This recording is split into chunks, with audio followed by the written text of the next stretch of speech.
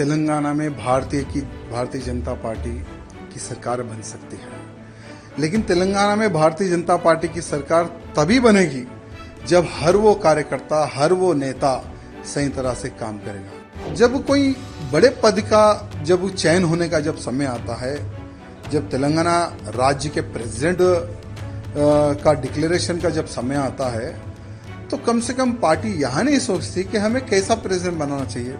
हम बार बार यही बोल रहे थे कि भाई बूथ कार्यकर्ता से लेकर अधिकारी तक चर्चा होनी चाहिए। चर्चा होने के बाद में हमें एक ऐसा प्रेसिडेंट चाहिए जो एग्रेसिव हो। यहाँ तेलंगाना में हिंदू मुस्लिम भाई भाई वाली राजनीति नहीं चलती है। तेलंगाना में सिर्फ हिंदुइज्म चलता है।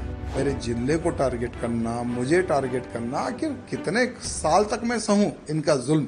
तेलंगाना में भारतीय जनता पार्टी की सरकार बन सकती है, लेकिन तेलंगाना में भारतीय जनता पार्टी की सरकार तभी बनेगी जब हर वो कार्यकर्ता, हर वो नेता सही तरह से काम करेगा।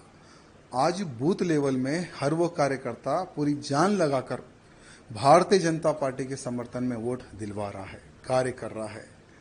लेकिन जब कोई बड़े पद का जब चयन होने का जब समय आता है, जब तेलंगाना राज्य के प्रेसिडेंट का डिक्लेरेशन का जब समय आता है, तो कम से कम पार्टी यहाँ नहीं सोचती कि हमें कैसा प्रेसिडेंट बनाना चाहिए। हम बार बार यही बोल रहे थे कि भाई बूथ कार्यकर्ता से लेकर अधिकारी तक चर्चा होनी चाहिए।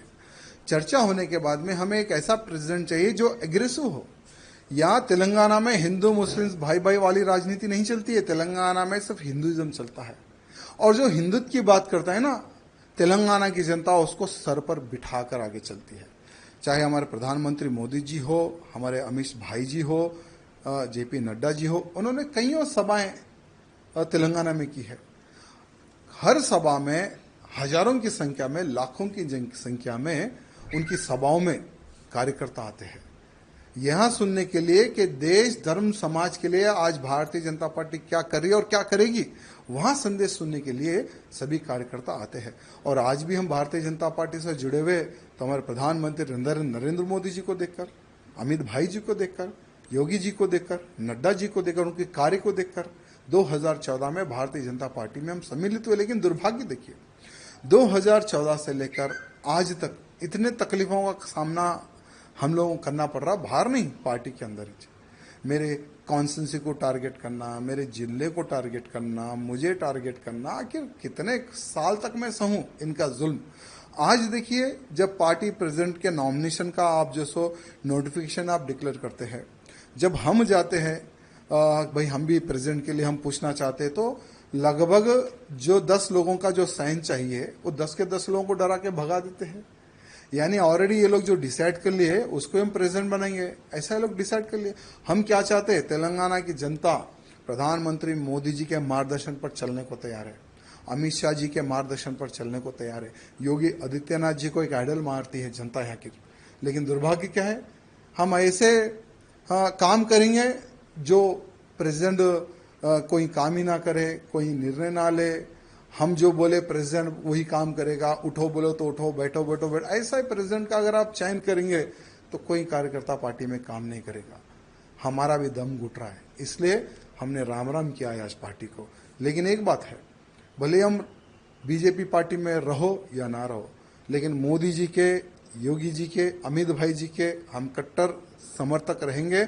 और बिना पार्टी में रहे हम मोदी जी के कार्यों को, अमित शाह जी के कार्यों को, योगी जी के कार्यों का हम प्रचार करते रहेंगे, भले हम पार्टी में रहो या ना रहो। ये कार्यकर्ताओं की डिमांड है। कई महीनों से कार्यकर्ता कैसा प्रेसिडेंट चाह रहे थे जो हिंदूवादी हो, जो हिंदुत्व की बात करे, जो हमारे कार्यकर्ताओं की सुने। आज लव जिहाद बड़े पैमाने पर हो रहा है तेलंगाना में, गौ हत्याएं बड़े पैमाने पर हो रही है तेलंगाना में, लैंड जिहाद बड़े पैमाने पर हो रहा है तेलंगाना में। भाई उसको रोकने के लिए कौन रोकेगा? लोग बोलते कि भारतीय जनता पार्टी के अलावा कोई नहीं रोक सकेगा। भारतीय जनता पार्टी की सरकार आएगी तो ही तेलंगाना का हिंदू सुरक्षित रहेगा। लेकिन भारतीय जनता पार्टी की सरकार कैसे आएगी?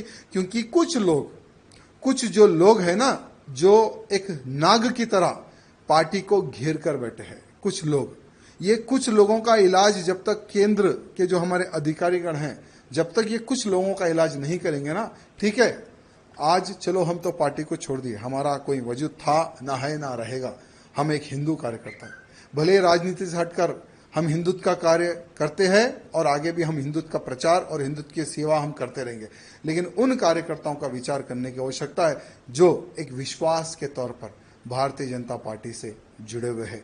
इसलिए हमारे प्रधानमंत्री मोदी जी से, अमित शाह जी से निवेदन करना चाहूंगा कि पूर्ण एक बार विचार करें और भारतीय जनता पार्टी का अध्यक्ष कैसा होना चाहिए ये मैं नहीं, हर वो बूथ कार्यकर्ता, हर वो अधिकारी, हर वो जो पार्टी के लिए जो खून बहा है, उनका एक समावेश, एक मीटिंग करने के बाद में उन कार्यकर्ताओं का आप इलेक्शन कीजिए, उन कार्यकर्ताओं से आप प्रपोजल लीजिए, तब देखिए कैसा प्रेसिडेंट यहाँ के बीजेपी के कार्यकर्ता, बूथ कार्यकर्ता चाहते हैं, ये हमारे केंद्र के अधिकारियों को पता चलेगा। आपका आगे कार्रवाई कैसे होने वाली सर? देखिए कुछ नहीं, हमने किशन रेड्डी जी को यहाँ कहा कि आपके ही हाथों से हम पार्टी में ज्वाइन हुए थे 2014 में और आपके ही हाथों में हम रिजाइन दे रहे हैं, हम पार्टी के बाहर जा रहे हैं, क्योंकि ये मोनोपोली जब तक पार्टी में बंद नहीं होगी तब तक पार्टी सत्ता में नहीं आएगी और हम दम घुट घुट कर हम पार्टी का सर्वनाश हम नहीं देख सकते।